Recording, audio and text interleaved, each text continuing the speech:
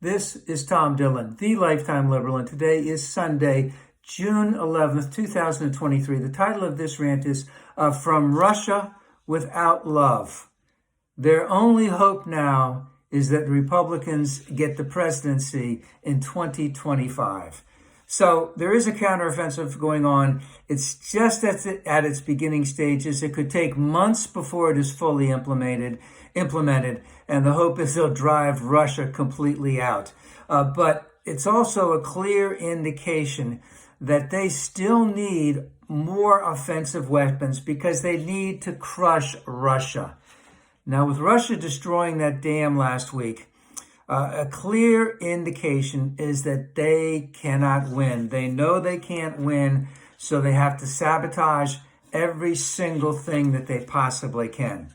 But if we go back 2 weeks, we saw that there were a couple drone attacks at the Red Square, which may have been a false flag, but if it wasn't, how did that happen? And let's just say that there have been Russian Ukrainians who have made excursions into Russia with the equipment they said they bought from eBay, wreaking havoc in some Russian towns. And there is also a lot of bickering going on with the Russian armies, and you shouldn't have those armies like they have them, because that could do a civil war there in Russia. But what it is really saying is that, Russia cannot protect its own borders, and that is very, very significant in all of this. Now, those Russian armies are bickering over munitions because they can't make enough munitions. They can't resupply fast enough. They can't make as much as they're using, so they're dwindling down on their resources, and that's why there's bickering within these armies.